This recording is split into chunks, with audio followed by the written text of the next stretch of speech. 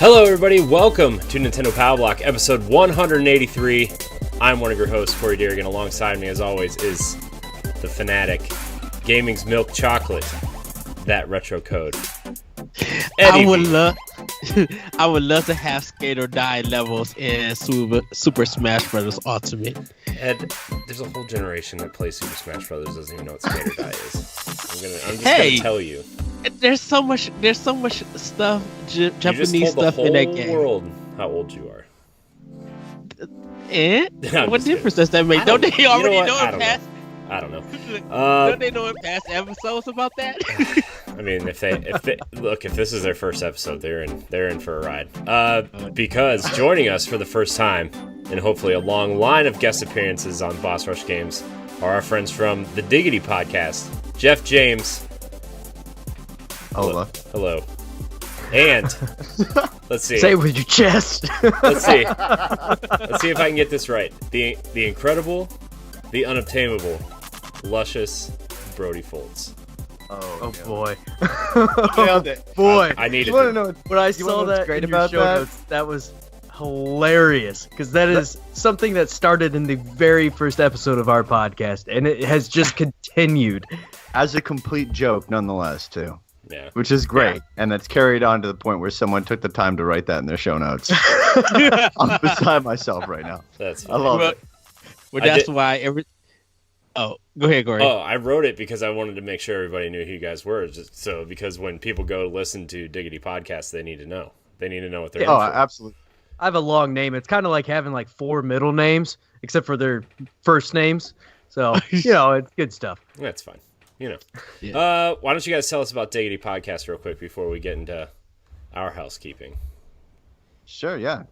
So we started Diggity Podcast just about, a year and a half ago, Brody? Is that correct? Or just over? Yeah. Yeah. And we started it by procrastinating starting it. As our friend... As all great things do. Yes, as all great ideas happen. Our friend Craig would listen to me and Brody discuss, gaming news back and forth over Xbox. And, Craig, we constantly make fun of our friend Craig, but he had a good idea one day, which was, hey, you guys should start a podcast. We went, hey, that's cool. And then we didn't do anything about it for 5 months. And it was almost at least a year. half a you're right. year. Yeah. And then we decided we'd start it out. Our main goal of it was just kind of cut through kind of the BS, I guess, if you will, with a lot of gaming news. I've worked in the gaming industry myself on some titles, and I know kind of it can be like Rainbow La La Land from the podcasting and journalism side for video games. You can also get super about politics, which is something that unfortunately I think has crept into every single form of media to this day. And we just give our honest opinions on stuff. And even if we're fans of a game and they did us wrong or they messed up in some fashion, some form, we gotta point it out, and we also gotta praise what's great. And we go off of a rating system that we think is true life, which is buy it, don't buy it, or rent it instead of 7.1, 7.3, 7.2, all that kind of stuff. So just kind of get down to the core with the fans and the gamers, and try to give an honest review and honest opinion of games and news. Yeah, nice. Well, you guys cut the BS. Our shows are all about the BS. It's all right. Don't worry about it. We'll talk about something, jump into a whole nother topic, and then go from there. Oh, that's not BS. The BS. No, yeah. Lying about stuff, or just being like, hey, we just got X amount of money from this person, so I can't talk smack about this game. Yeah. Crashes constantly. If stuff you listen to very many of our episodes, you'll realize there's plenty of BS. I know that. Thing was we just didn't want to do any of this. Nobody's paying us, nor would we ever let anybody pay us to give them a good review. So it was more of a from our side, we wanted to just be as brutally honest as possible, and that's kind of something that we've really enjoyed doing because it is fun. Because everybody else will praise a game, and we'll just completely take a dump on it. Yeah, no, I get that. We get that a lot, right, Ed? Yes, because I will say some things about some games, but now instead of calling it garbage, I call it questionable content. Oh no, I just call it garbage. It's fine. See, I want to say that sometimes, but I'd be like, you know what? I'm going to be fair. This game has some questionable content, and then just name all the questionable stuff on why they made the decision to put something in the game that's not working for it. Fair enough. Yeah. So you guys put out two episodes a week. That's Yep.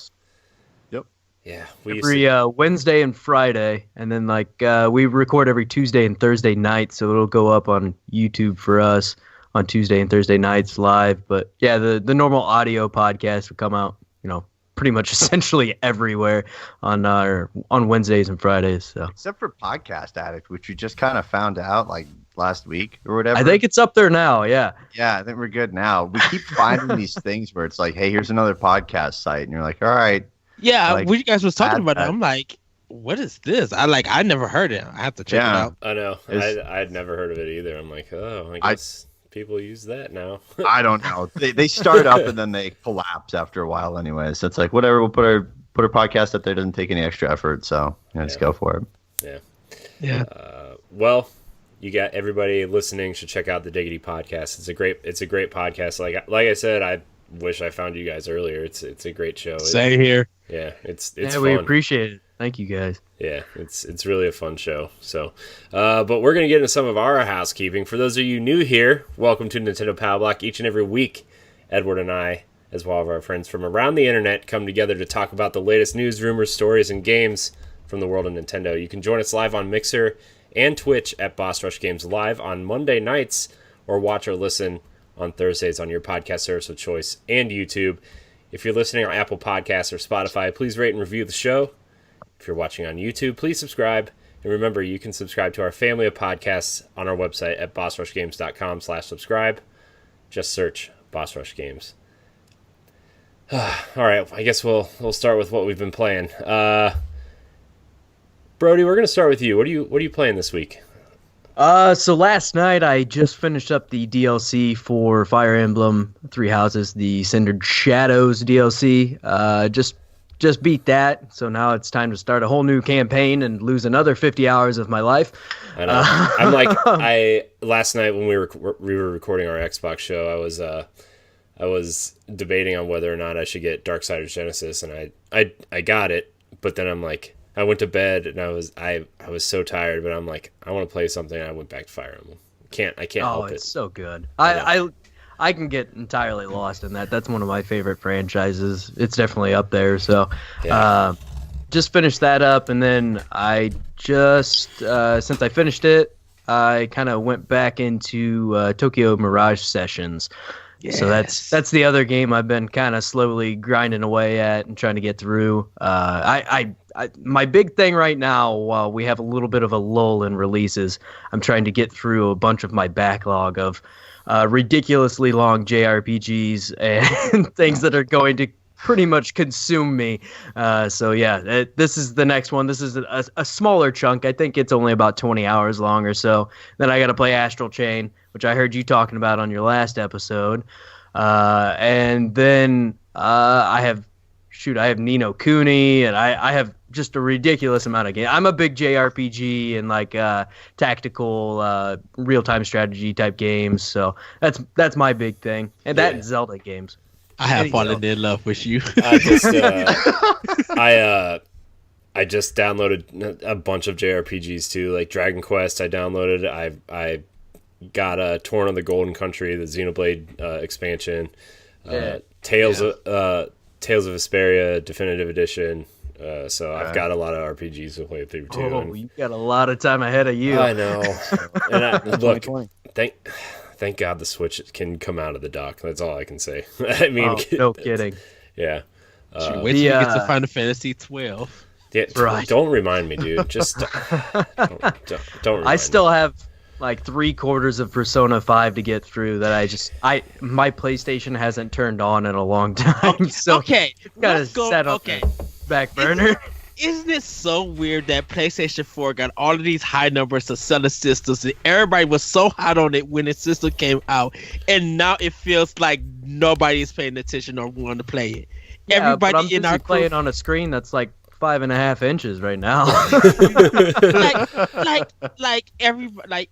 Us in our crew, you like a lot of people that I'm looking at and talk to, they barely play their PlayStation 4. Everything has been Switch, Xbox, or PC. Is there dust on your PlayStation, Brody? I mean, Oh, absolutely. There's dust on everything. I mean, too. Don't look around here. It's dusty as hell. But yeah, the PlayStation gets turned on every great once in a while. But a lot of the times, like Jeff and I, we play on Xbox, so we do a lot of chatting back and forth about podcast stuff or just chatting with some of our friends. So it's easier for me to just jump into a party on Xbox and call it good. But it's not that I don't like my PlayStation. It's just it's not my favorite child, if you know what I mean. No, look, we get it. Like our whole group that we podcast with is all Xbox and Switch stuff, right? Like, I mean, I think Ed and I, out of the four of us, Ed and I are the only two with PlayStations, and they're pretty much our exclusive machines. Like when something comes out that interests us, that's exclusive. That's yeah. If it's a PSN flash sale or they don't got it for Xbox, I'll get it for PlayStation, and that's pretty much it. It's just weird on how everybody was hot about the system, and now it feels like nobody. It's died out. I mean, not that like we're gonna sit here and talk about PlayStation for a half hour, but like it just kind of feels like they're reverting back to PlayStation 3, PlayStation, and I think a lot of people. And like Xbox is making all the right moves with Game Pass and all the services they're offering and their box is great and everything. Like I just feel like PlayStation is kind of stuck, right? And we talked about it on Arsenal X last night where Microsoft, even though their box might cost more, like they might come in under PlayStation's cost because they can supplement the cost with Game Pass, with game sales, with PC sales, with Steam, like because their games are on Steam, they can supplement that way. Like they can supplement so many different ways where like maybe their box costs $500 to manufacture, but they can come in at $450 or $400 or There's subscriptions in software. Yeah, we talked about it on an episode a couple weeks ago, and we had just said that. I mean, my thing is that Microsoft has made kind of an environment and an overall encompassing brand for gaming versus PlayStation is just kind of has the box and then they just have like little puzzle pieces here where it's like, hey, we kind of have Game Pass, but not many people really, it's not marketed as well out there. Hey, we had a TV service, but hey, I kind of shut down. And then to just, I mean, xCloud, all that kind of stuff. I mean, what system are you going to want to play on? It's all encompassing. Then you kind of got to factor in Sony as a company that they have TVs, headphones, other devices because they're a sound company where Microsoft is not only do they do hardware, but they have their PC like Surface tablets, Windows 10 and all of those programs. And they have other things that could bring in money for them. So each of them would do fine. It's just that Sony is in the position right now because they put all their faith in their handbasket of PlayStation 4, keeping the company afloat. If PS5 doesn't do good, what is going to happen to Sony? Because of their movies, like their Columbia movies and music department, if they're not doing good, Sony's going to be in a big world of trouble if PS5 doesn't do anything. I mean, I think PlayStation's been their top brand for so long anyway. Like like for a while that PlayStation was the only part of their business that was making any money. Yeah. So but you guys don't see value in the Angry Birds movies? I mean, I do. That first one was not good. I can't wait to watch the Uncharted movie when I'm 61 years old. Yeah. That's pretty optimistic. I'll pass. I'll pass. I'll just watch the new Tomb Raider movie again. Tom Holland's gonna look pretty old by the time. Tom Holland's gonna be Sully by the time this movie comes out. Right. Let's be honest. Have a recast. Oh man. Again. Yeah. Remember when Mark Wahlberg was supposed to be Nathan Drake and the movie took so long that he is now Sully? Yeah, he would not sound right as Nathan Drake. Well, he's not going to be a good Sully either. Sully's like an old man with a cool mustache. I've got mud on my khakis. Oh, that voice was just throwing me off. Be like, this is hilarious. I feel like we need a comedy PlayStation podcast and just make fun of PlayStation all the time. I get a lot of enjoyment out of it. No, we have to be fair. To be fair, I love Horizon. I think Horizon's an amazing game. I think I think God of War is an amazing game, and I liked The Order for what it was, and Infamous. Like, I like most of their games, I would say, but Yeah. you know, it's just I prefer Xbox, man, especially now. Some of their first party for Sony is okay. But of course, the system that gets the most playtime around here is the Switch. Because Yeah. So The one game or the one console you can play while your wife watches something stupid on the television. fair. But that was with you also. I mean, Well, I didn't have a Wii only U. if you sat like right in front of your TV while she was watching. I mean, if you enjoy sitting on the floor, it wasn't too bad. Yeah.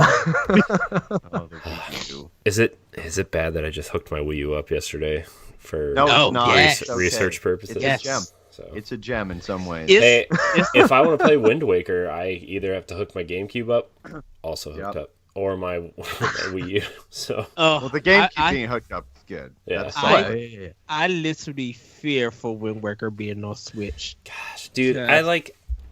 Because it's just like, tangent time.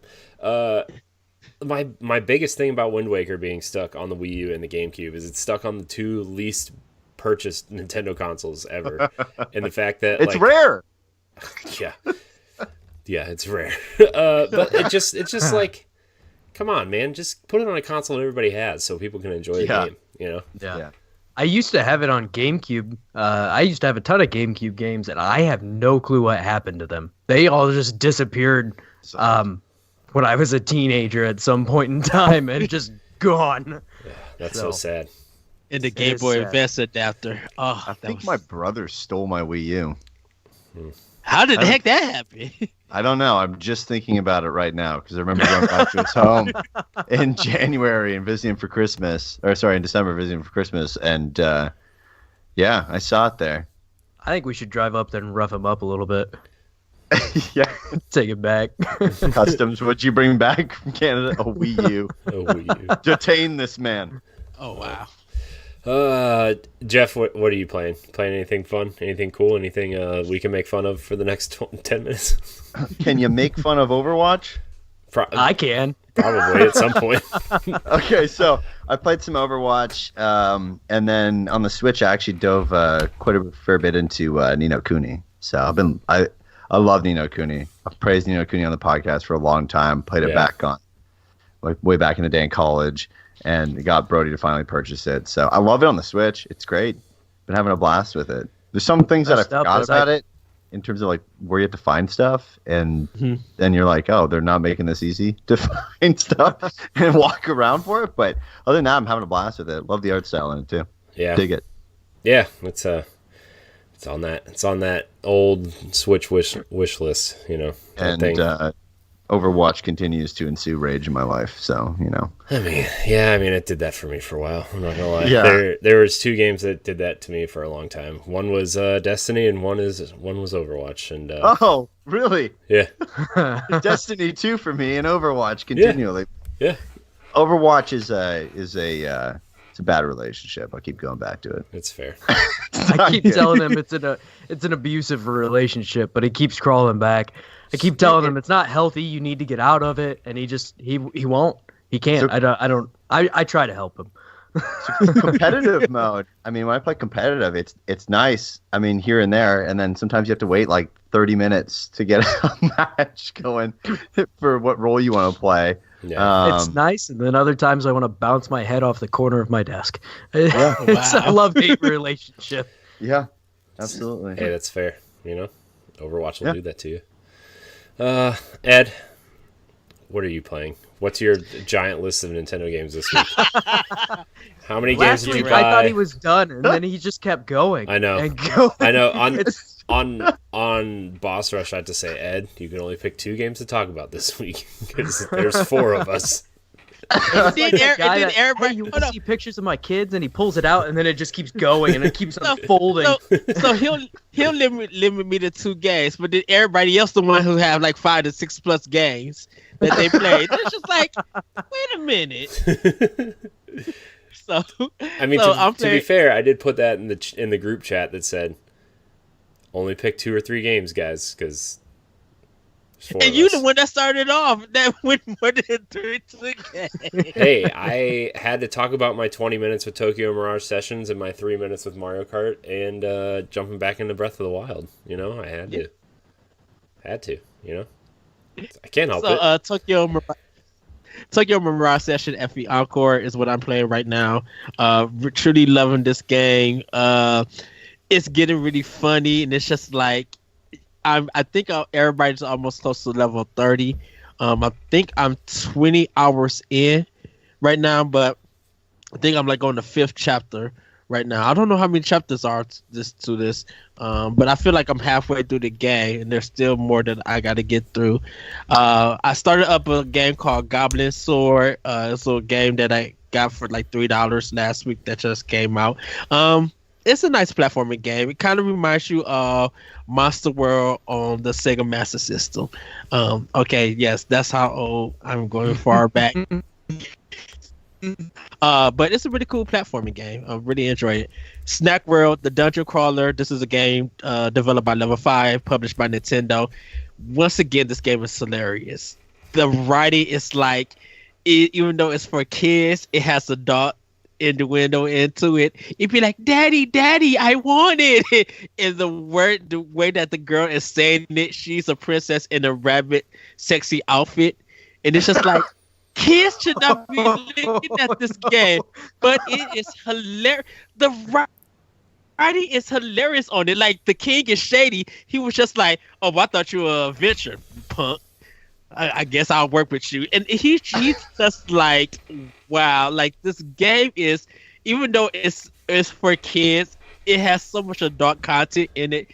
The writing is phenomenal. It's very comedic. What's the rating on it? It is E. It's with a E sexy bunny costume. Don't worry, it's pixelated. You can't tell. No, you can look at it and be like, "Oh, she has boobs coming out." Wonderful. It's cleavage. Like, even though it's $40, it just came out. I was just like, this might be on my game of the year list. Like, starting now. It's wacky. It's not hard to meet your game of the year list. Oh, trust me. Game of the year. Boobs. Go ahead. Pixel boobs. Game of the year. Picked up Darksider Genesis. Played a little bit more of it. It's fine. Like I said on Boss Rush, it feels like a Darksiders game. From control to artwork. I'm really waiting to get more into it once I get done with Tokyo. I'm gonna try to jump into it before I jump. Well, actually, I need to jump back into Breath of the Wild before I jump into. Will you finish Breath of the Wild already? Will you just finish it? Okay, I am. Okay. I have it in my case with me that I carry my Switch, and I need to put it in. This hypothetical third game we've been talking about for 3 months is going to be out before you finish this game. It is true. Astral Chain, I'm playing more of also, and man, I am hyped for Bayonetta 3. I really want Platinum just to bring me some, because like Astral Chain is Die Hard meets anime, meets like B-flick kung fu action, but it's so good, so stylish, beautiful colors. I really hope that Nintendo Platinum do it Astral Chain too, because I like the detective work, not just like the fighting in this game. Working with the Astral Chain itself or the Legion itself is still, I still try to get my hands wrapped around it, but like when you sync up and y'all both do a combo, it's so cool. And it's just like, I could see this as once again another animated movie, because I want the Star Fox animated movie, because when they did Star Fox Zero, they had that little animated cartoon short. And I'm like, I want this as a cartoon series or I want this as a movie.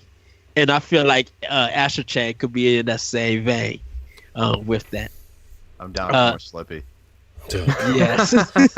Can it just be about Slippy? The whole show, just Slippy. Yes. Slippy's daily life outside of You're speaking Jeff's language.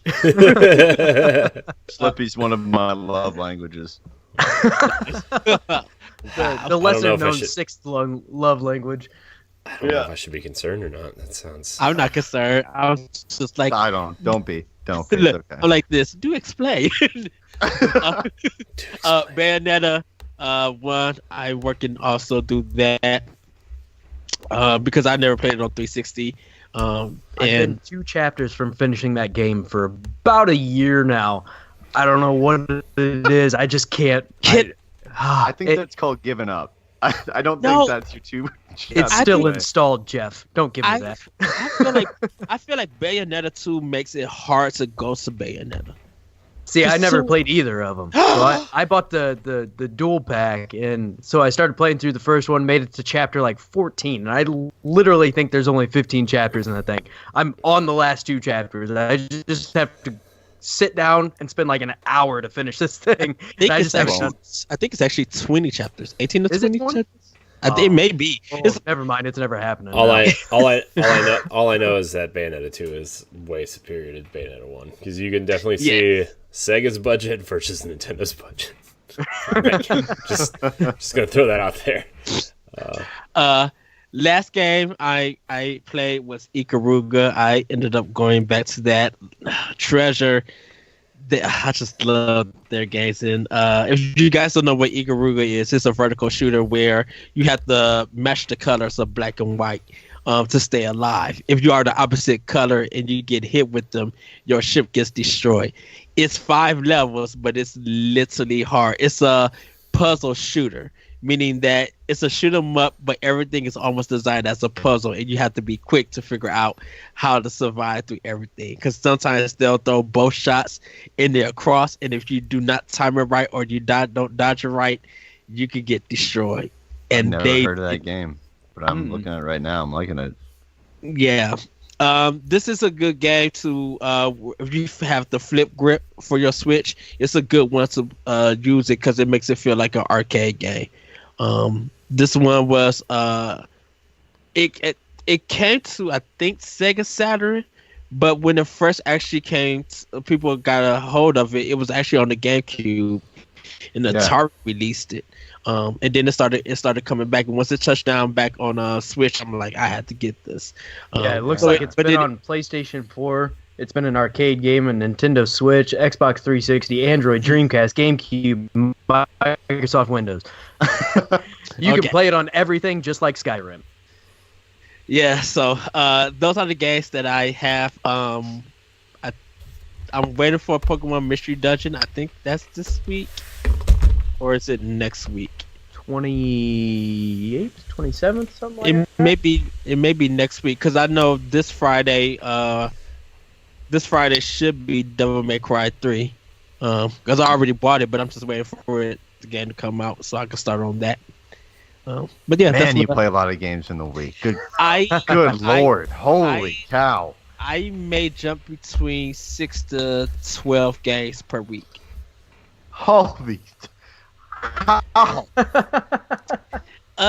It's called Don't Have to Be out of work until like 3 o'clock in the afternoon. Okay, yeah, that'll do it. You know, the luxuries of life that only Ed seems to have. Look, I have about 40 plus games per system. So right now I'm juggling 100.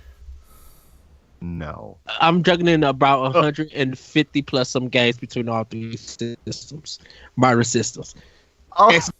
Excluding my PS3, Xbox, and my Wii U. And your Wii? Are you still juggling games on your Wii? I still have. Hey man, just Dance 2020 just came out. I still have the original Xenoblade Chronicles. Oh yeah.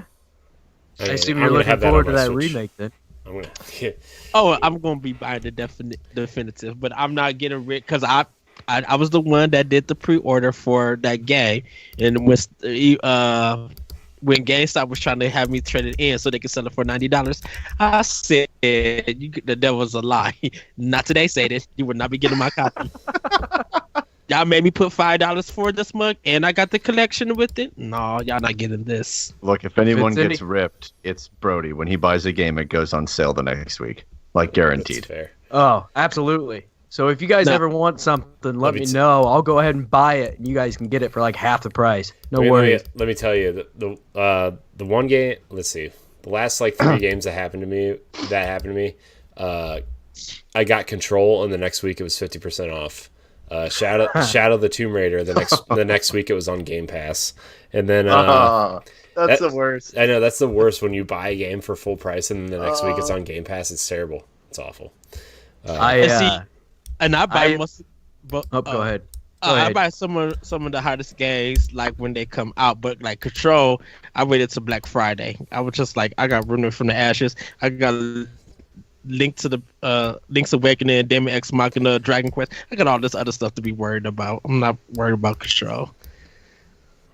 Yeah, you should be. I was just telling Jeff this morning that I just upgraded my phone, like literally a week ago, and Sprint, who is my carrier, is now running a deal where the phone is free, Samsung S10. So there's that. I just bought the thing a week ago, 2 of them. And then wait, tell me about the iPad too. Oh yeah, and I just bought an iPad about a month ago, and it's $70 off at Costco, same place I bought it.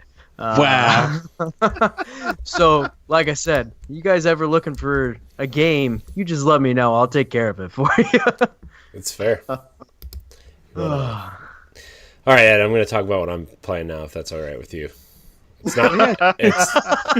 It's not much. You know, it's Tokyo Mirage Sessions and it's Tetris.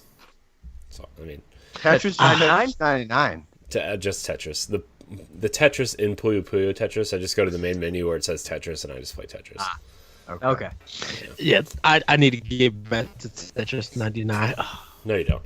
What a surprise that game was to me. I was like, I like crapped on it when it was announced, and me and Bro are playing. I'm like, bro, this is good. This is actually good. Then he proceeded to talk about it for like a month after he had repeatedly just bashed on it. But the crazy thing is, why does these two genres work for this game? Because somebody's a genius, and it's not me. Yeah. I used to play it so much on Game Boy. And then when it came out to NES, I was just a master at that. Did not stop playing it for some reason. So we're gonna get into some of this news bits. Ed, you're gonna be really happy. Retro Studios is hiring. Still, the team is growing. Metroid Prime developer Retro Studios has hired talent from Crisis 3 and Super Lucky's Tale. This comes from Nintendo Life. Retro Studios has hired another pair of talented designers as it continues to work on Nintendo's Metroid Prime 4, according to a new report. VGC says that Mark Capers, previously of new Super Lucky's Tale developer Playful, and James Beach, a designer who has worked on games like Crisis 3 and DC Universe Online, has joined the company. The news follows a string of new hires from Retro, which include Donkey Kong Country Tropical Freeze lead designer Stephen Dupree and Halo series character modeler Kyle Heffley. The report notes that both Capers and Beach are set to work as environment designers in their new roles at the company. Retro's job page is also still advertising for a lead animator, senior designer, and many more. So, still hiring. I don't like I said, I don't know what Metro Prime 4 is going to be, but the day they announce an actual date for pre-order, I'm just going to go ahead and pre-order it because the talent that they are hiring is insane. Yeah, I mean, there's a lot of talent. There's a lot of talent coming to Retro, and this makes me think that they're not that they weren't taking Metroid seriously before, but this makes me think they're going to try to take Metroid pretty seriously this time around. Not anything against Mercury Steam or anything, and Samus Returns was a remake, but like, They're gonna take this. Wasn't one great. serious. No, it was it was okay. You know what game was great? Yeah, Service Return. You know what game was great? Federation Force. Am I right? Yeah. Is this coming out? That's a little bit of a hot take there. No, we talk about this all the time. Where I think Federation Force had some good ideas, but it was on the wrong system, and there was no other Metroid game in sight, which I think really burned a lot of people. And it was also on the 3DS, which, let's be fair, nobody wants that game on a 3DS, or apparently at all. It would have. Man, it would have done at the 3DS, better somewhere else, but probably not the Wii U either at the time. So it's kind of a lose-lose situation for them at that moment. Yeah. And looking back at the 3DS too is like, how did we play it? It's messed up. But Nintendo was thinking that because we have sold more of our 3DS and we continue to sell more software on there, let's put it on the platform where we are just coming out with hits, and everybody will be able to play it more. They wouldn't put it on Wii U because the Wii U didn't sell. Yeah, and was Iwata still there when Federation Force came out? He was still alive, right? I don't remember when Federation Force came out. He might have been. It might have been at the tail end. But like, Federation Force was like, I don't know. They were 2016. They were really experimental on a lot of things with 3DS that I think they're ideas that they wanted to do in a full game later down the road, but they were like, well, these are experiments, let's just throw them on as a game. And Metroid got the crapshoot, I guess, so I mean, just crazy to think. I know. It sucks. It sucks that they did that. It would have been different if there was a Metroid game on the horizon, right? And I think that's why we got Samus Returns, to be completely honest with you. But and don't forget, Mercury System did that Castlevania game that they got trashed for, that everybody just hated. So for them to work on something like Samus Returns and get that love back and kind of be like, we got a good relationship with Nintendo, that's a good thing for them. So yeah, like Ed was saying, he doesn't know what this game is, and it doesn't really sound like they completely do at this point either. It sounds, I mean, they came out, not too terribly long ago and basically said, hey, we're essentially using the same assets but starting from scratch. So I have faith in them, and I have faith that they can turn this around, even though I mean there have been a lot of letdowns in the Metroid games along the way here, but I do think they have, especially with all the talent they're bringing in, they could entirely turn this game around and make it the best Metroid game we've seen. And the fact that they're being transparent about that, I think, is one of the best things they can do at this point in time, instead of trying to lie through their teeth about it, which is a side of Nintendo we don't see very often. I wonder how they would design Mother Brain if they decided to bring her back. Like, I want to see her artwork, and then I want to see how deadly she is. I feel like this is going to be just, I don't really know how to explain it. I feel like they're going to really, like, this is going to be a super ambitious game for them, I think. I really, like, with all this talent they're bringing in, and the way that, Zelda and Mario have been going, and a lot of the things that they're doing on Switch, like, I feel like they not only do they want this to be like the game that we all want it to be, but I think they want it to be the pinnacle of what Metroid can be in a first-person sense, right? So, when does it come out, though? I mean, that's my question. Is like, is this gonna be like 2021? I say 22. Yeah, I think I still think 22. I still feel wild. I feel like next fall is going to be Zelda, and then the following year will be, because I still think we're going to get a 3D Mario game this year. Like I just feel like we're getting a 3D Mario game this year, and then Zelda will probably be next year, and then Metroid the year after. There's a lot of too. Yeah, that'd be cool. There's a lot of blank space over the next year or so of games that it doesn't make sense for a direct sequel to come out that quickly, other than Mario, really. So you do kind of have this weird, awkward time where, I mean, are we going to see Pikmin? Are we going to see Metroid? I mean, what's going to be coming up? Pikmin, please. I'd love to see some Pikmin. I know. Everybody's Pikmin. Dude, Pikmin is fantastic. Everybody's expecting Pikmin. Everybody's expecting Mario Rabbids 2. People are just waiting for that to get announced. Yeah. You know, they're probably waiting for another Warriors game in the series.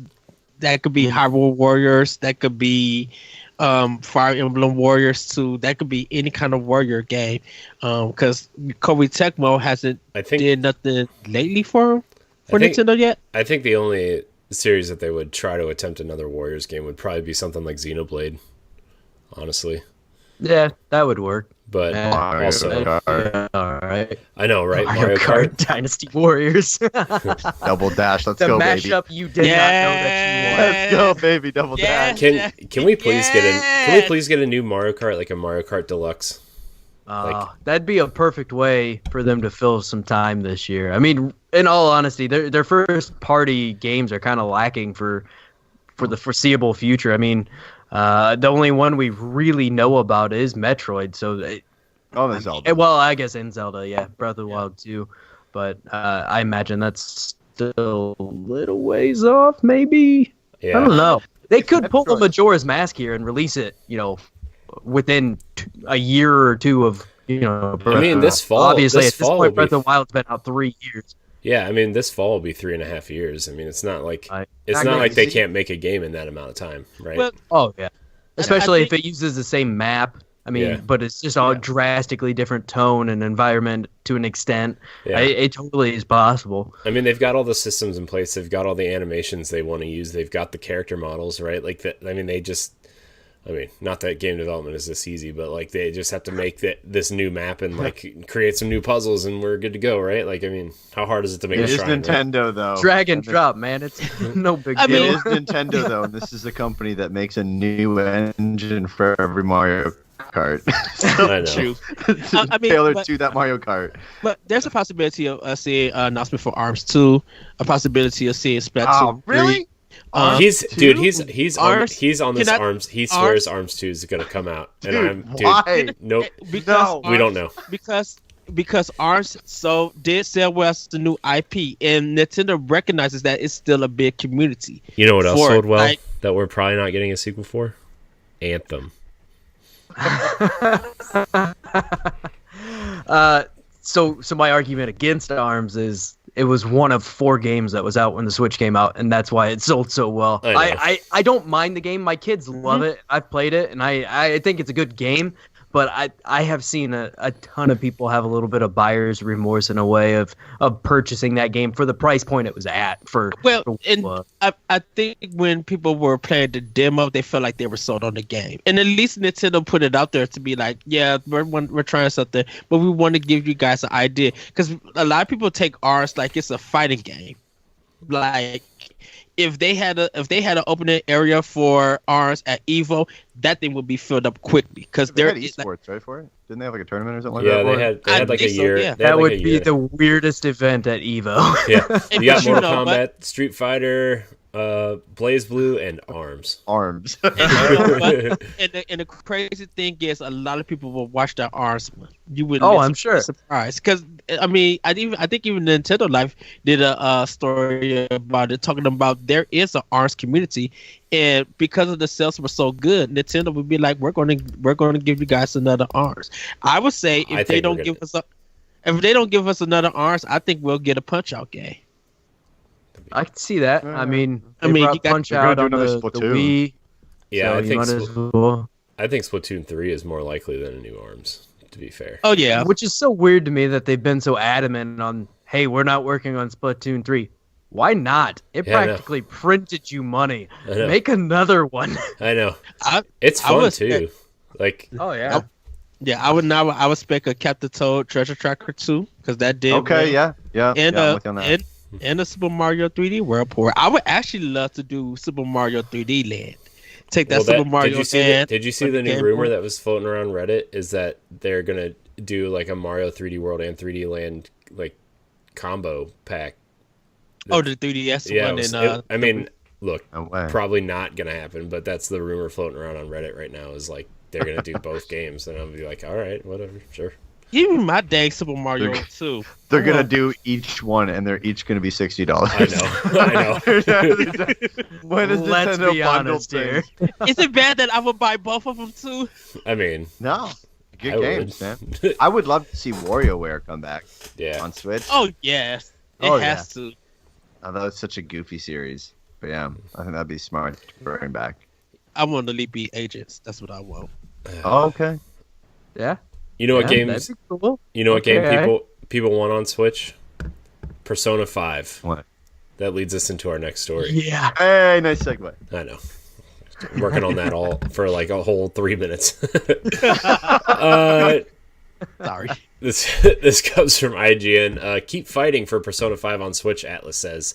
Atlus tells us Persona 5 on Switch won't happen unless fans keep asking for it. Okay, thanks. Because fans haven't been asking Hey. for I know. it, you know. Right. Persona 5 still hasn't been announced for the Nintendo Switch, but publisher Atlus says it doesn't want fans to give up hope just yet. Rumors have swirled around the potential of Persona 5 Switch port for a long time, with a bogus Best Buy listing and even popping up in 2019, but that momentum has slowed considerably. So IGN asked Atlus communications manager Ari Advincula, did I say that right? I don't know, maybe. If it was finally time for fans to give up hope on a potential port during a Persona 5 Royal preview event earlier this month, to which she responded, "I am a strong believer in never ever give up hope." Then it goes on. Then it goes on to talk about Persona 5 Scramble and all this other crap. So They just want to watch us beg. I know. No, to me, I really don't care because it's just like, give us Shin Megami Tensei 5 that you guys were supposed to be promising us when the system came out. Finish the game that's supposed to be exclusive to the system first. And have before hope. I don't have no hope. They should. Have hope. I don't have no hope for this game. Atlus People says were keep already fighting, begging Ed. Atlus. Keep fighting. But they Fighting ahead. were fighting for. They was fighting for it when the game came out for PS4. Have you physically asked them to build it because that's what they're telling us to do? I'm trying to have Atlus finish the game that they're working on now. I'm like, y'all already know that y'all get buku bucks from Nintendo fans. Look at all the games that y'all put on 3DS to keep your company afloat. It's only common sense to put Persona 5 on Switch. That's the only way I'm ever gonna beat it. Let's know. be perfectly honest here. I mean, that's the only way I'm going to get reason farther. that I wanted to come to the Switch, just so I can finally beat that game. If we do get it, though, is it the base version or will it be the Royal version? That's the real question. There'll be two versions. I would guess, bonus. knowing Atlus, it's going to be the base version, and then they're going to make us beg again for Royal in 2 more years. No, I think it's going to be a special edition because I think they're going to sneak in Tokyo Mirage Session into it. If Atlus is working with Nintendo to get this game on it, Nintendo's going to stuff something in that game exclusively for Atlus to do. I mean, I bet there might be like costumes or something like they did with Bayonetta. Yeah, I would say there's some costumes. That would make sense. I highly doubt. Also, knowing Nintendo, they're not going to give us anything that large for free. It would be like a random costume, but it would also cost you an extra $10 probably. If Atlus is able to put the Joker, if Atlus is able to put the Joker costume in Tokyo Mirage, there's something going on with a deal like that. Nintendo's going to stuff something. Fire Emblem, Kid Icarus, whatever. There's going to be something in that game that's special for a Nintendo. Imagine some Fire Emblem going on in that. It'd be pretty interesting. It'd be cool. It'd be awesome. I'm down. I'm always down for more Fire Emblem. Yes. I want. Dude, when they were teasing, when what, like 3 years ago, Ed, when the rumors were coming out about Fire Emblem, it being like a pirate game, like a pirate strategy game. Man, I think about that all the time. They In a probably positive light? pivoted. Yeah. Were you on board for the pirate Yeah. version? Yeah. Okay. Yeah.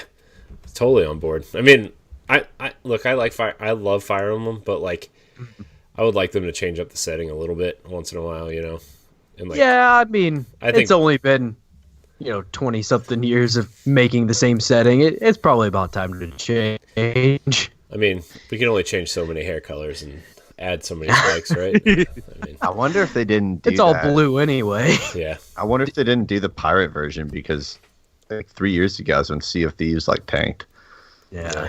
And when everyone else was making pirate games, like that was the thing. It's like let's make a pirate game. Assassin's Creed, let's pirates. I think because of the success of Awakening, they decided to kind of stick with that formula. Yeah.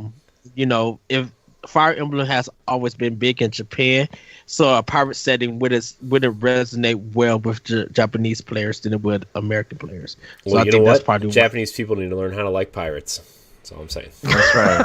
That's right. Hot takes. You That heard it on depends Pow Block. Isn't there a thing where they can't have pirates or something like that?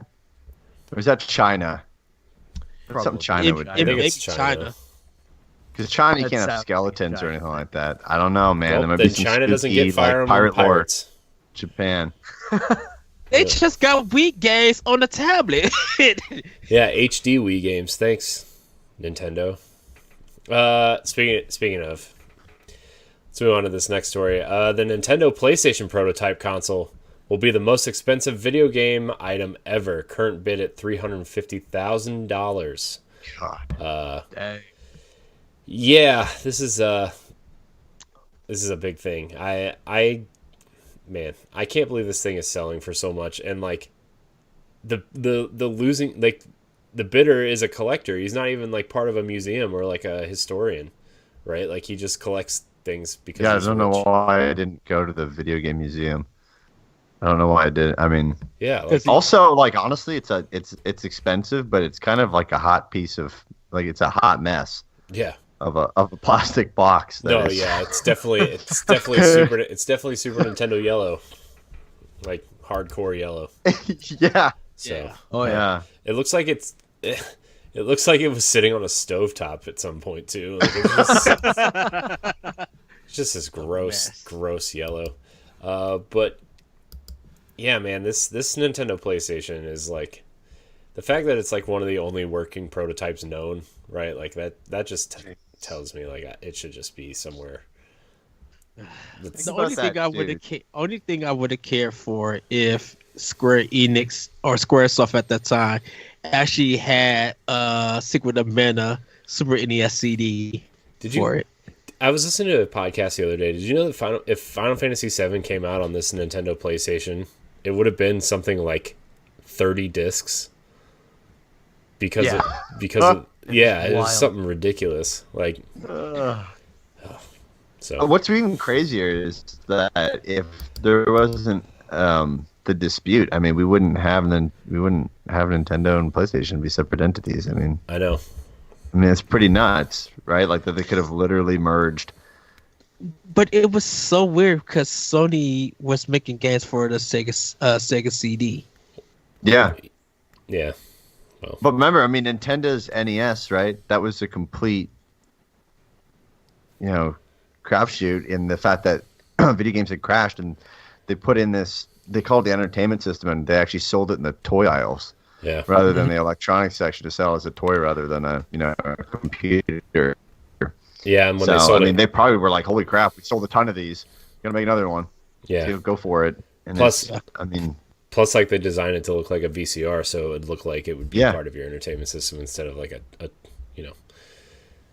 interesting. So, but yeah, I wanna see like a game on this thing.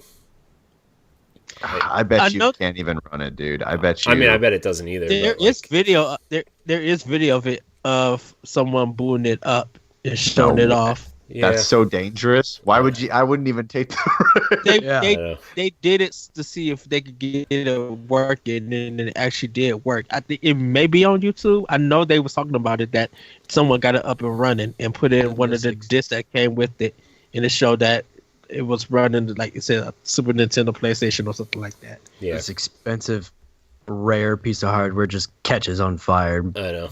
It's like those special edition like Street Fighter cartridges that you can buy, and like they just tell you don't put this in your Super Nintendo because it could catch fire. Right. But you know, spontaneously combust. Yeah. I wonder if Nintendo actually got the design plans from Sony stuck in their headquarters. Like it's showing all the stuff that they used to make that. Well, I know I know that Sony destroyed all of theirs, and Nintendo there was like 21 working prototypes at one point, and Sony destroyed all of theirs. And Nintendo's execs were supposed to destroy theirs when they went with Panasonic, but a couple people kept them. So there's like 5 existing ones in the world, and this is the only working one. That's like my favorite thing is the quote in the article where it says, "I can't keep losing money. I put a lot of work into this by traveling with it, and we've made nothing on it." Every trip that we have taken with it has cost us money out of pocket. Like, wow. What do you think? People are gonna pay like $5 to get their PlayStation in a glass case in a tent, right? Like, it's crazy. Yeah. I don't know. It's interesting. Do we know how he found it?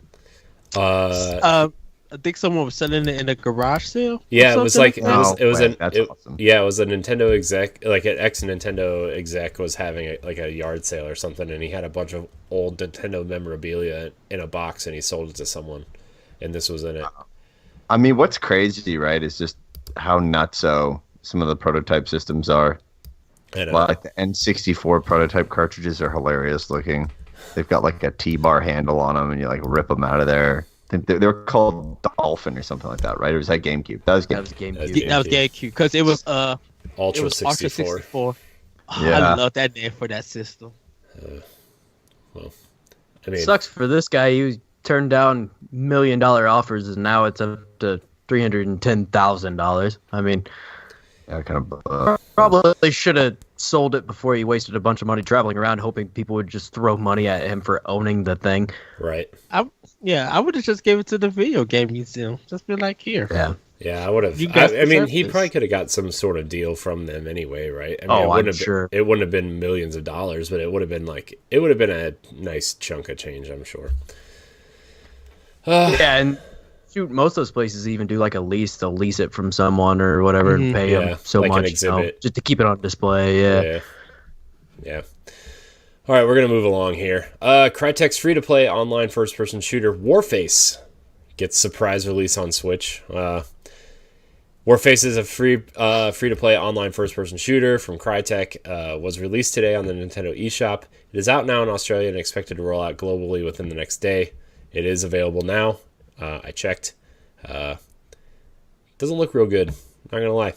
So there's that. I played it on Xbox, and it's pretty much essentially what you just said. It's not very great. Yeah. I have not played this. Like, what? I mean, what is it comparable to? I mean, it's just a free to play. It's kind of like it's got a lot of like PvP stuff, and it's got some co-op stuff. Like they have raids in them and stuff, but they're not like Destiny style raids or anything. They're more just like you go in. It's almost more like horde mode stuff. So Huh. I don't know. It's not. I didn't play it long enough to even like. I couldn't even tell you what their PvP stuff is like. It's just not great. I was about to ask, is it on the level of SOCOM from PS2, or is it like SOCOM's worse way than better that? than this. Yeah, it's under SOCOM. Yeah, way under SOCOM. SOCOM Navy SEALs? Yeah. Dude, SOCOM was something. It was something. They made a SOCOM for the PSP, dude. I know. Remember the game Unit 13 for Vita? No. It was kind of like a portable SOCOM. It was pretty good, and then Zipper closed because, well, they didn't sell Vitas or any of those games. So The Vita. That's Rip Vita. Falls all on Sony. You guys big fans of the Vita, or? No. I respect it. I didn't own one because of the memory card thing. I had one until it died, and then I was like, I'm not gonna replace this. How'd it die? It just stopped. It just like I had a launch one. And then it just like the screen was started to flicker, and like it just at one point just kind of like burned out, and I was like, well, that was fun. I guess I'll play 3DS now. So yeah, it's kind of how that went. All right, our last story. Man, there's a lot of news. Ed, we never do this much news. Why is there so much news today? Catherine Full Body Edition and XCOM 2 Collection have been rated for Nintendo Switch in the Korean ratings boards. So this story comes from Nintendo Everything. If a new rating is anything to go by, Atlus could be bringing Catherine Full Body to Nintendo Switch. The puzzle game was classified for release on Nintendo's console in South Korea just last month. Catherine Full Body is an enhanced version of the 2011 PlayStation 3 game. It features a third love interest, new cutscenes, tweaked gameplay, and more. Cool. Third love interest, guys. Third love interest. I know about the third love interest, and it is interesting that Atlus went with that.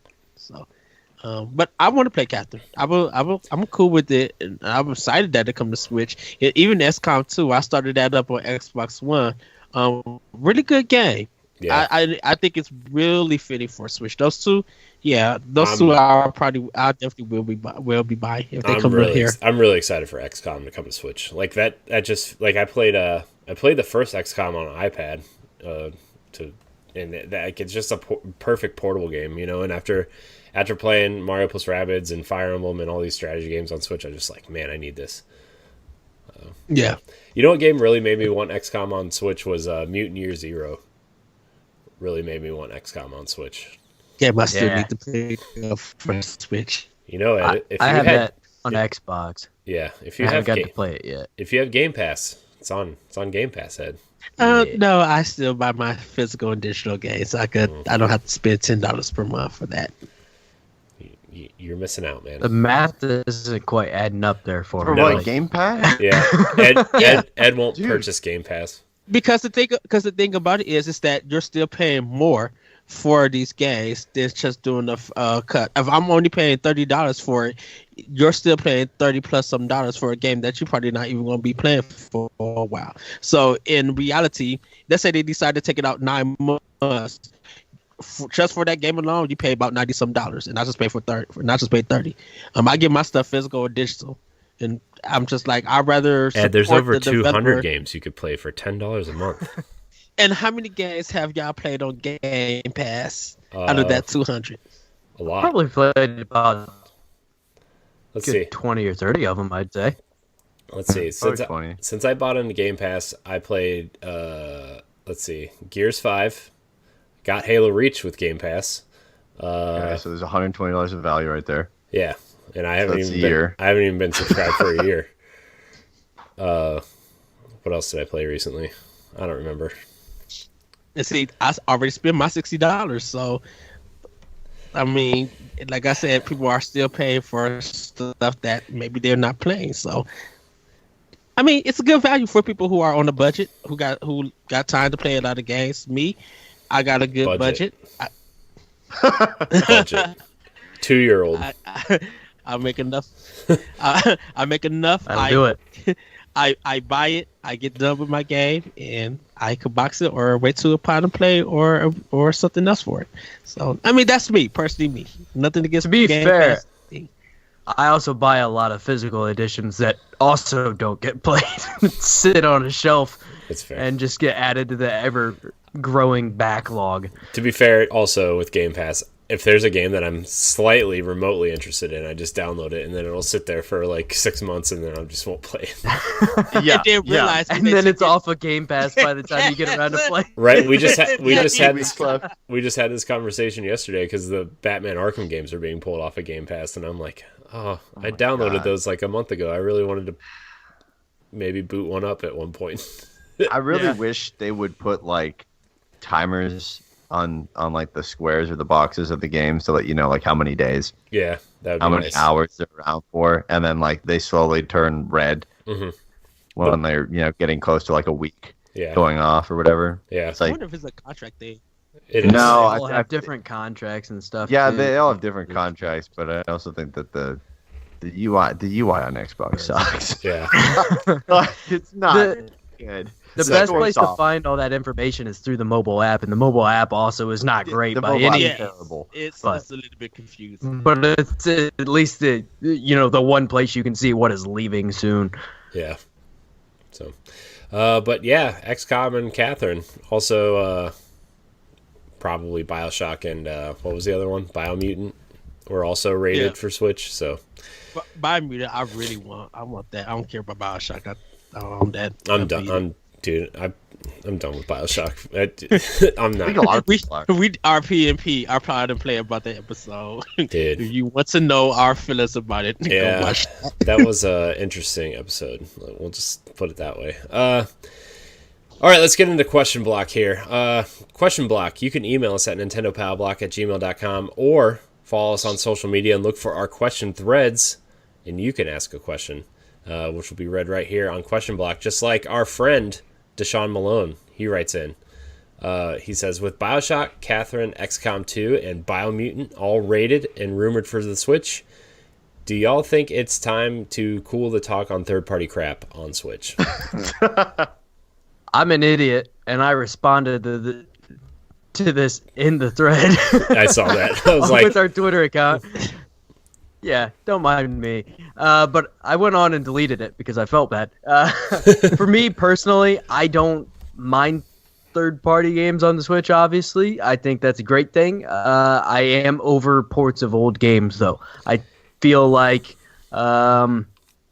some ports do fine, but I would rather them be more modern games. Just because the Switch is fantastic for playing these games on the run or whatever. It doesn't mean that every single game that has ever came out needs to come to the Switch. It does not have to be this port machine that everybody wants it to be. I also love a lot of games that came out 5-6 years ago, whatever, but I can also usually return to those and play them relatively cheaply if I so choose to, and I don't need them to be on the Switch. I think it just gets a little excessive at times. And I mean, all these games are not even remotely new. At least with Catherine, this is a relatively new remaster that they did for PlayStation, I believe within the last year. So that one at least makes a little bit of sense, but yeah, I don't know. Yeah, I mean, I'm with you. I'm like Biomutant is also really interesting because that game is coming out. That's not even out yet. So that's a little bit more exciting than getting a Bioshock collection on Switch, right? Like I get people love Bioshock and they want it everywhere and they want it in their veins and they want to shoot electricity out and whatever. But like I don't need another Bioshock collection. I don't need okay, XCOM 2 I will probably get, I'm not gonna lie. But I mean I don't need it, right? I want new experiences, I want new games, and Ed and I used to talk about like when Doom and Wolfenstein got announced for Switch and how big of a deal that was, which was interesting, like 2 or 3 years ago when they were announced, right? But like I want to see new experiences. Like I mean, Doom Eternal, Switch probably not going to be the ideal place to play it, but at least that's a new game that's coming, right? So it's all preference, but I do like the third-party support on Switch. I just want those new experiences. So. Jeff, I'm gonna let you go first, and then I'll respond. All right. For me, I think what Brody had said. If it's in the Catherine side of stuff, like cool, that's fine. When it comes to the Bioshock stuff, it's like, those are old games. Like, I mean, let's just not even sugarcoat it. It's an old game. And the last one was released like 8 years ago. Yeah, I know. And they're, I get it. Like some people are like, oh my gosh, huge fan of this. I want this. I need this. Make a new one. Make a new one that goes on Switch. And oh wait, it won't. Okay, cool. But I don't think putting.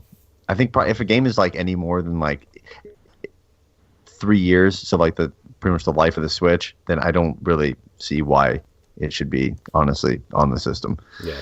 And also, it just crowds the shop. I mean, the shop sucks for finding stuff. I mean, dude, the eShop is just the eShop is terrible, dude. If they don't find the game the day the game comes out, you're lost forever. Like, it's terrible. Well, this is the thing about. Well, the thing about this is that, and this might be like kind of like a 2-part answer from me. I'm not mad that they're bringing all of these ports out of to the Switch, because the thing about it is people have been crying for third-party support for Nintendo platforms, and because Western third-party decided no, because you guys are not online, you guys don't have the fan base, we feel like we'll lose out a lot of money if we put your stuff on our stuff on it. But now that people are seeing indie games selling, a lot of first party selling, you could even put an old port of a game on there, like a Diablo 3, and how that sold on Switch, because people love it, but it's also on cartridge. You know, the love of cartridge has came back to a lot of people. So if they're going to be making, if they're seeing a third party is seeing other third party people making money off of this system, they're going to continue to put some of their old stuff, because they feel like in their business mind that they could get some of that money too and build up people's collection. Yes, we do want new stuff, but it's going to be up to Western third party if they're willing to put the effort into it. Don't give it to somebody to port stuff. If you're a company who got 500 some people, you should be able to have a team to be able to build something from the ground up for Switch. Or using like, that work with like someone like Panic Button or Iron Galaxy or someone like that who specialize in porting stuff, right? Like, I mean, look at the work that Panic Button's done, right, with Doom and Wolfenstein. Like, I mean, and what Hob and Torchlight 2, I think they did too. Like, I think that they've done some spectacular work getting those games to run on Switch. Like I said, is it the ideal way to play those games? No, definitely not. But people laughed at The Witcher 3, and look how much that sold even before the series came out. And more people said they beat The Witcher 3 on Switch than they did on the other platforms. Yeah, and that's a big game. But again, like, that's the thing too, though, is like, I'm glad The Witcher 3 exists on the Switch, but it's not a new experience, right? And and that's kind of where the Switch is kind of struggling too, is like, where's the new third-party experience? Like, you look at FIFA 20 this year, right? Like, they literally labeled it Legacy Edition, and it was literally just roster updates. Yeah, and that's why I said the Western third party, they need to start making stuff for this. It's the Japanese developers and maybe some of the UK developers. They're going to continue to hopefully put out new product for this, and the indie support. If we want new third party from it, Western developer is going to have to do it. So EA is going to have to give us something new. Activision is going to have to give us something new. Good luck with that. Right, and see, and the thing about it is just that if just those two example companies are not willing to give us anything new, of course they're going to continue to give us 2K is going to continue to give us ports, or some other companies going to continue to give us ports, because no one in the Western area is trying to put out new content that don't feel like an indie game. You know, we should have got Darksiders 3 the same day that game came out for PS4 and Xbox One. You already see how this game is doing in the series, and you already, if you are a community manager, you're seeing on social media that people want those new games on Switch. So get a team to bring that out on Switch along with the other developers, whether you got the delay or not. Get that experience on with it, because if the community is saying with it and Western third party is ignoring it, we're not going to get it.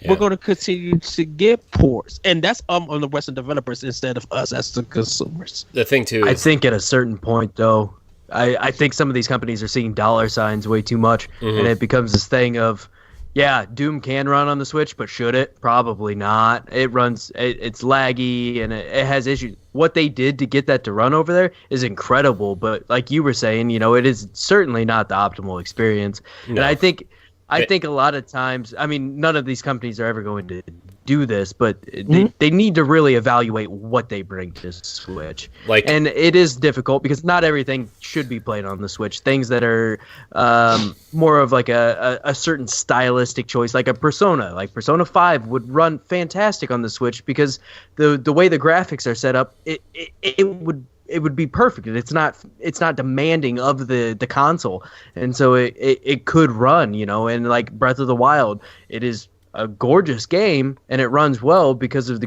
graphical choices that they made when designing that game. And it's a lot of these ports just are not designed with this system in mind.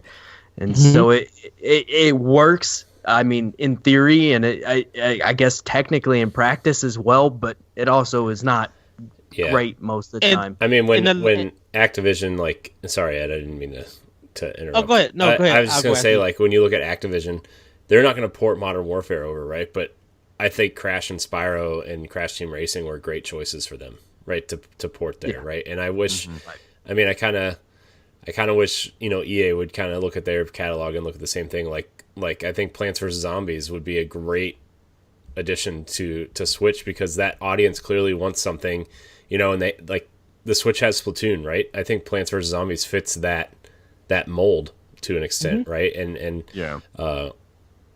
I don't know. I think that that companies just are seeing dollar signs, and if, like, if it's worth porting something, is it worth porting it compared to the sales that we're going to get from it, and are people going to be happy with it and everything? So. And that's why I kind of say Microsoft is in a good position working with Nintendo. People have been wanting Ori. People have been wanting Cuphead. And look how Microsoft and those developers got rewarded. Cuphead stayed on #1 when it was on pre-sale for 4 weeks before the game came out, and did stayed on it on top of it came. Definitive version even of though Ori. that is a port. Yeah, people wanted these games, and so they bought it. And even when Microsoft said, well, we're not going to bring everything to Switch, nobody's asking you to bring everything for Switch. Nobody don't want to play Gears 5 on Switch. I would rather see Wasteland 3 on Switch I wouldn't than say I would. nobody wants to play Gears 5 on Switch. I mean. No, I know what you mean. I'm just kidding. Right, if they're going to do like Gears 5, Game Pass would be Game Pass would make more money, I think, on Switch than they would on Xbox One. Because you would have almost about 5 libraries of games on that system. Yeah, and if there's indie games that's not on Switch. That would also be like the xCloud stuff, right? And that would be like a whole totally different conversation too, right? Like, I don't know. Conversation we'll probably be having in a few years, but we're not quite there yet. Yeah, I mean, look, I'm still waiting for them to shoot me an email on my iPhone to play Master Chief Collection on my phone, so, Yeah, I'm with you on that. So, I think. go ahead, Jeff. I think Nintendo is kind of partially at fault and kind of dug themselves a hole in this situation. I mean, look, they always have all the games. Yeah, but the difference on this issue is that, I mean, they were always fighting a curve, but the curve is accelerated so much faster over the last little bit, and I think now it's really, really hit them where.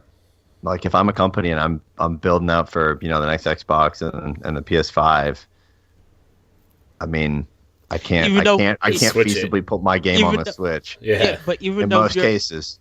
But even though if you're building on it, everybody's not going to believe what they're seeing. If you are Microsoft and Sony and you're still showing us cutscenes before the game comes out, if you have not learned anything from Anthem, people are not going to really go out. You guys won't go out and support Microsoft. You'll support them by playing their game on Game Pass. But would you go out and actually pay $60 to get Halo Infinite? You get it digitally or physically.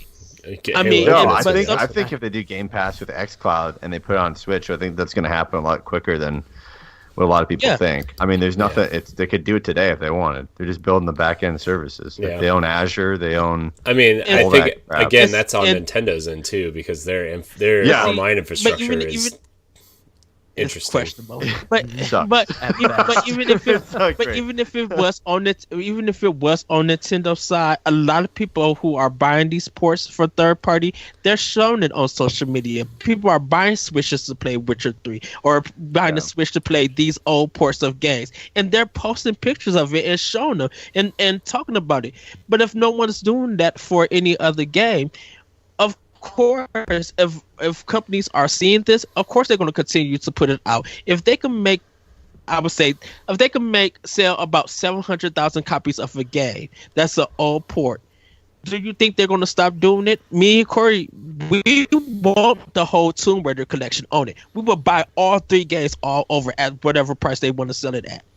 Do you think? And a lot of people will go back and get those games and show off that they got it on Switch. I think there's definitely a dedicated fan base for the Switch that literally buys every single game that comes out, right? And that is the audience that's going to have to speak up, right? Like, I mean, I've kind of come to the conclusion that Switch is my main console. So like I do buy a couple of third-party games on the Switch because that's the only way I'm going to get to play the full game, right? I just just my unique living situation, and like, you know, it's just hard, right? With kids and my wife and everything. Like it's just hard to get console time. So the Switch is my console, but you know, that's clearly not everybody, and I love my Xbox just as much as the next guy, right? And Game Pass is a great opportunity for me to try games that maybe I wouldn't try. You know, like Bleeding Edge this weekend,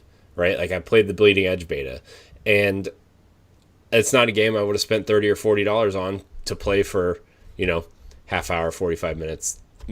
But if that game was on what? But if that game was on Switch, people would go and support it on Switch because it's a physical and digital game. Well, I mean, I think the biggest thing, that's new, I should say. I think the biggest thing with a lot of these ports is it is a little bit of a double-edged sword where you're seeing things like, yeah, these are, you know, The Witcher is selling crazy, but also at the same time, it was directly before The Witcher Netflix series is coming out. So there's a lot of hype build up there. So that you get a little bit of a false readout, you know.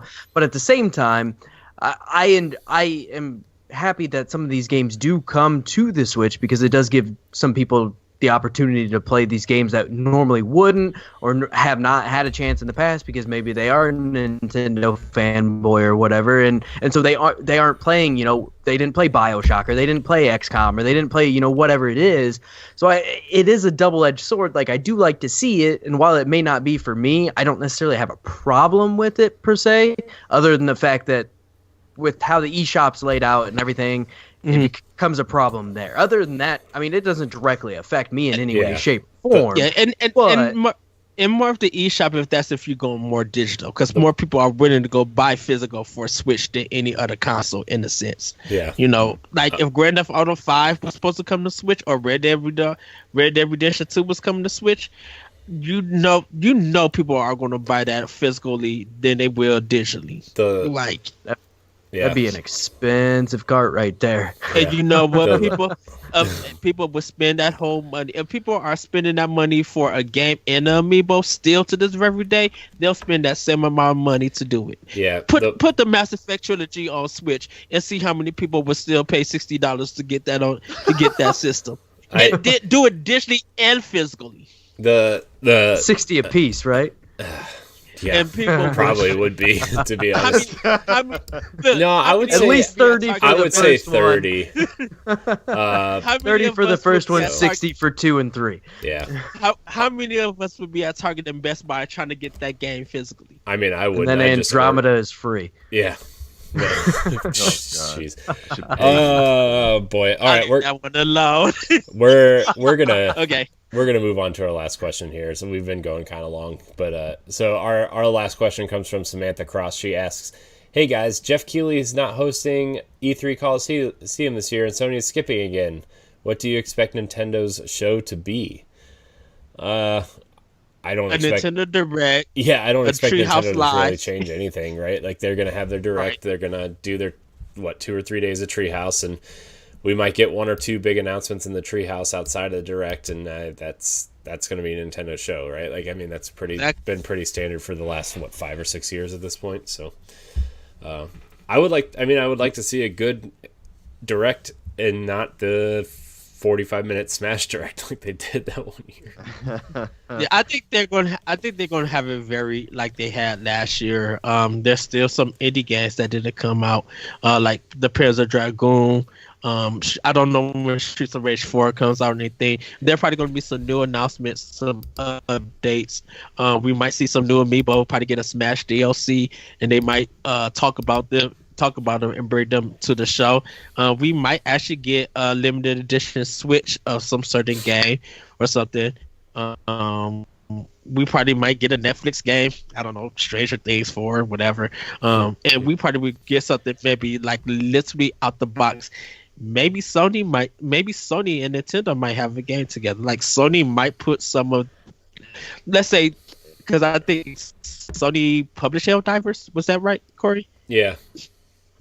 Maybe Sony put Helldivers on Switch, like out of the blue. You'd be like, wait, what? Maybe we get PUBG. Maybe we get.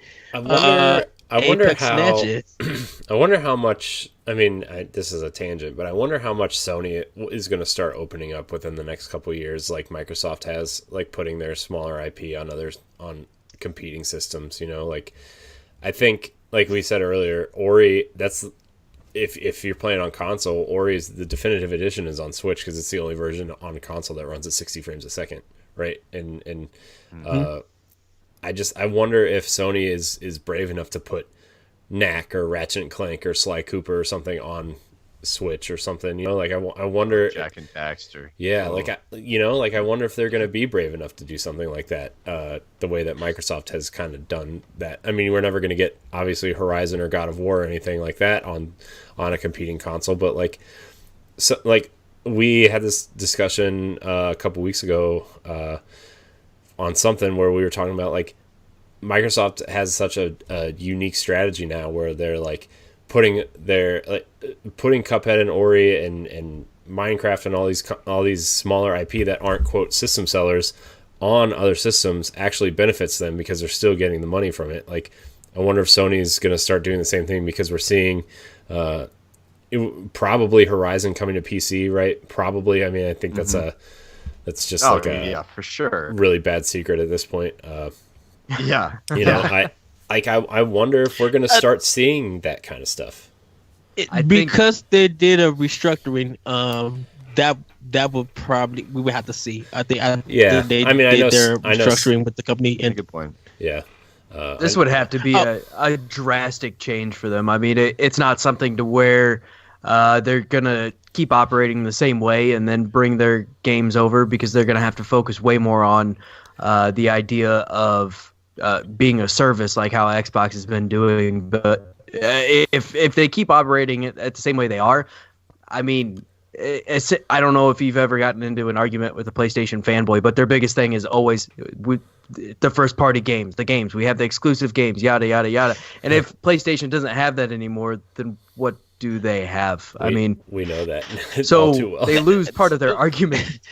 This is the argument when it comes to PlayStation. No other system has Bloodborne, blah, blah, blah, blah, blah, and that's it. Yep. And it's just they're desperately grasping onto that, and so in order for that to change, then they have to become strongly service based, like how Xbox is setting up, or else it's not going to work. It just won't. So I mean, look, I get it. Metacritic speaks a lot, right, to people. I think like Sony's games do score high, but like they're all first of all, what bothers me the most is they're all third person action games. First of all. That just bothers me a lot. Whereas Microsoft does have a lot of varied exclusives now, right? But I don't care about The Last of Us. Like, I mean, again, it's all about preference, right? I don't care about The Last of Us. I don't really care about Uncharted. Like, it's fine. It's a fine game, but like I prefer Tomb Raider. A lot of them. Yeah. I prefer Tomb Raider over Uncharted. I prefer Halo over Killzone, right? The only two games that are going to get me to buy a PlayStation 5 are God of War and Horizon 2, right? Like that those are the games that I say, look, when PlayStation gets low enough, those are the games I'm buying, right? And that's kind of what my PlayStation is now. I mean, it's been sitting here on the floor. I moved into the place that I live now in November. I've had my PlayStation on twice. Once was to turn it on and hook it up to the internet, and one was the other night when we recorded our Yakuza Let's Play. That's all. That's the only time I've turned my PlayStation on. And it's not like, it's about the ecosystems now, right? Like it's just about ecosystems, and Microsoft has done such a good job of sucking me into the Xbox ecosystem. I prefer Xbox over PlayStation anyway, but like with Game Pass and my friends are there, and it being able to have a friends list across my phone and my PC and Xbox and everything else like that. Like it's about the ecosystem that you're in, and like, yeah, you're gonna either be a Nintendo or you're either gonna be an Xbox or a PlayStation guy. But I think Xbox is clearly using Nintendo as a platform where they can explore their IP. Like, to me, I wonder if Sony's going to start doing that as well, because I think Sony still views Microsoft as their main competitor, and Nintendo is just kind of like this side thing, right? Like that's just how I view it. So Nintendo's in and some role. and yeah, and that's why I feel like E3 this year for Nintendo is going to be big because, and I feel like it's going to make the show better because we don't know what's coming. And that's always good when we could have these wild theories of what's going to be there. I mean, it's a common thing that we do it every year, but like, what is Nintendo going to do? Nintendo makes E3 in a way exciting. Of course, Microsoft is going to have the talk of the town because of Series X, pricing, seeing some games, they launch, how the controller is going to be, how stuff is going to connect, if there's going to be different bundles. All of that stuff is going to be in Microsoft leading. Plus, a lot of people forget, like, again, not to keep saying what we talked about on Arsenal X last night, but we talked about how, a lot of people are already going to be experiencing next-gen games if they have an Xbox One already, because, those games are going to come to Game Pass and they're going to be scalable down to the Xbox Ones and the Series X. We're not going to get Series X games for like 12 to 18 months, but like that's secretly their door too to get people in, right? Like if you get Game Pass and you have an Xbox One, you're like, oh man, this is awesome. I can play Halo Infinite. Oh, that's a pretty version of Halo Infinite. Maybe I'll buy that box, and that's how they're going to get people into their ecosystem. So. Yeah, Oh, Jeff, Nintendo, go ahead. I'm sorry. Nintendo will do. I think they'll announce xCloud partnership. Microsoft. It's a bold prediction, but I think they will talk about xCloud on Switch. Let's do it. Yes, let's do it. And I think that Microsoft ultimately wants to buy Nintendo after a couple years. Didn't they already try makes too much. Didn't they already try to buy Nintendo at one point or discuss? Disney did. I know that. Disney tried in the past. Microsoft tried in the past also at one point, telling there's rumors, talks of it, but I could totally see Microsoft in like. I know Microsoft tried to buy Sega. 5 years trying to buy them. I think Sega should have let them. I know. I think I want Double Dash so bad. Double Dash. I just want a Mario Kart so bad, man. Look, what I want is like I want you to be able to choose between like a standard cart or a Double Dash cart. Like I think that would be cool if they had. Yes. I'm fine with that. Like if they gave me like Mario Kart 8 mechanics, and then you're like, oh, do you want one or two players on your cart? I'll take one or two characters, please, and then just keep pumping out DLC packs. Like here's your Nintendo 64 remake, tracks. Here's your new characters that come with that. Here's your GameCube pack. Here's your Wii pack. You know what I mean? Like that's what I want. I want the Mario Kart Ultimate, like Smash Ultimate, but I want the Mario Kart version of that. I think we will see that at 23. I would give it not 22, but at 23. I think we'll see that next Mario. I don't know. Wait that long, man. Do that because dude, we've been playing Mario Kart 8 since 2012, dude. Like the thing, right? But the thing about it is Nintendo has a lot of stuff in production that we don't know, and plus they're working with Bandai Namco, they're working with Platinum, they're working with Koei Tecmo, they may be working with Capcom, be working with Konami, they're working with other developers that they got stuff planned. So what are they right now? They're probably focusing on Zelda, probably focusing on Mario, Star Fox, and Pikmin being in the pipes and stuff. They're focusing on a lot of stuff. Hey, we may get an Advance War game. We may get a new RPG from Nintendo. They're working on so many projects that to put Mario Kart give me Conduit in, 3, cowards. Is focusing on. Nintendo is focusing on the mobile stuff right now with Mario Kart, and once that passes, then they'll start focusing on official Mario Kart for Switch. And by 23, there should be one ready to go. I want to know what Racing 2. There it is. I want to know. That's a possibility. Look, but that's a possibility of coming against Rare owned though, which is now Microsoft, and that becomes a licensing hell that no one can ever crawl out of. If a Mario Kart does not get announced at the Z3, I will send you a Diggity T-shirt, Ed. If it doesn't get in now, if it doesn't, I swear to you, I'm almost certain that they're gonna announce Mario Kart. That rumor though, a couple weeks ago, that said Tuesday I would hit you with an email with my address. I mean that rumor a couple weeks ago was like that their big game, Nintendo's big game this fall has tires in it. Was like the quote, and I was like, Dude, they're totally gonna announce something, and then their new theme park in Japan, and that also opens in Orlando, has a Mario Kart ride in it. Yep. So they're totally gonna play off that 100%. Uh-huh. And then I totally think that they're gonna do a new Donkey Kong.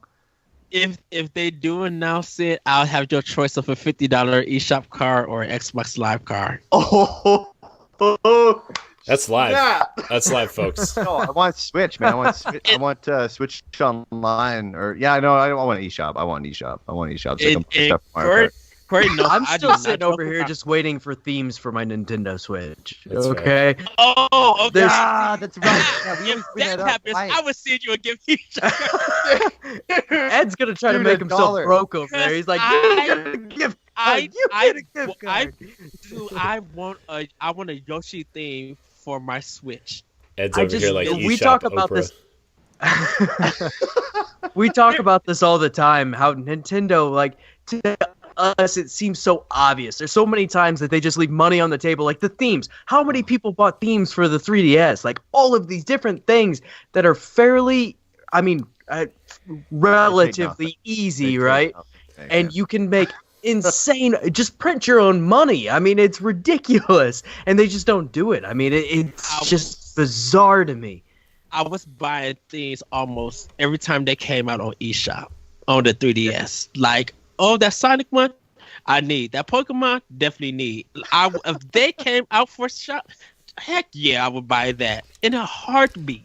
Just different colored Joy-Cons. Oh, the DSi, he's rocking Look it. at that. I'm it's dead. I don't even know why I'm trying to turn it on. It's a paperweight. I think Nintendo will kill it this year, D3. Yeah, I think a lot of cool first party stuff, and I would expect to see like a higher tier Nintendo Switch with a higher quality of material. I think. And if they don't bring it, and Microsoft comes out, I'm gonna give it to Microsoft. I like I said, I don't feel think like that they're gonna make a higher quality one, Brody? Not this year. The coronavirus. I mean, to be fair, Nintendo's they can't even produce the things that they're making now. That's they true. can't even keep Ring Fit Adventure and the Animal Crossing Switch in stock, and they've come out and said that they're not doing it this year. Not to say that companies have never lied about that before, but I believe them in this case. So I definitely don't think that's this year. It's coronavirus. And they kind of are like, they're kind of in between the generations on stuff for like Xbox and PlayStation, so they're not going to announce a new Switch the same year as the PlayStation 5 and the Xbox Series X. That's not their MO. Corey called it the Switch Advance. The Switch Advance? The Nintendo Switch Advance, and I was just like, I would buy this so much, so quick. Switch SP, it closes and opens. Yeah. The bendable screens. Like Where's my clamshell Switch? Yeah.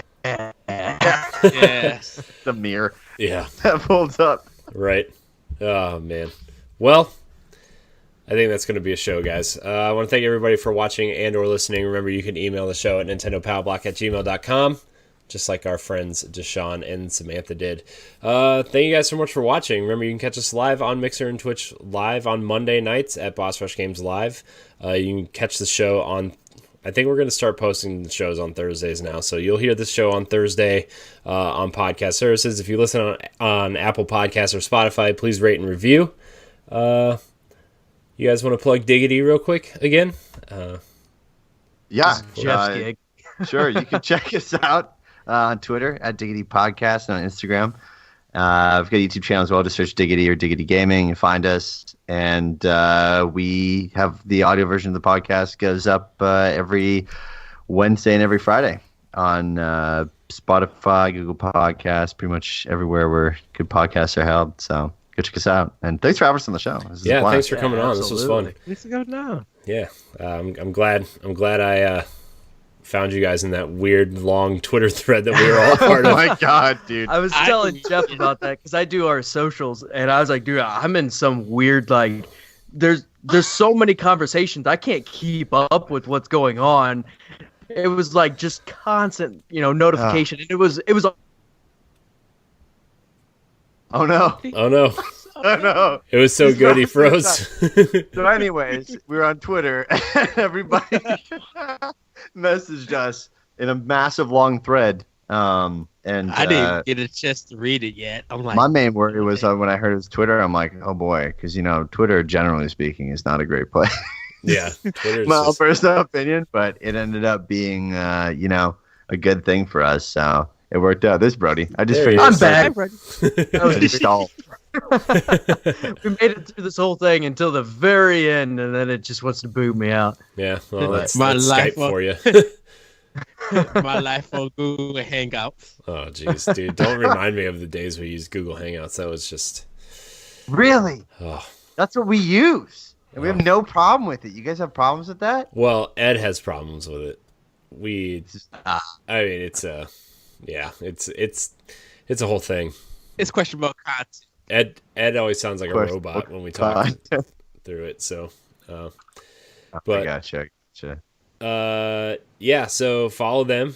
Follow Diggity Podcast. Ed, where can we find you? You guys can find me on Twitter at TheBretCode, and you can check out my podcast, Optional Opinion, on SoundCloud, iTunes, Google Play, TuneIn, and other podcast apps.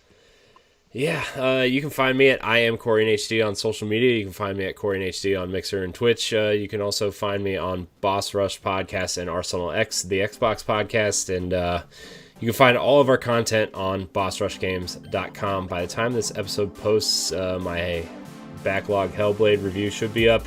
So hopefully you guys will check that out. And yeah, I think, did I get everything? I think so. If not, you got everything. You guys can find all of our stuff on bossrushgames.com/subscribe. I want to thank everybody for watching and or listening. And until next week, we love you. Bye, everybody. Woohoo!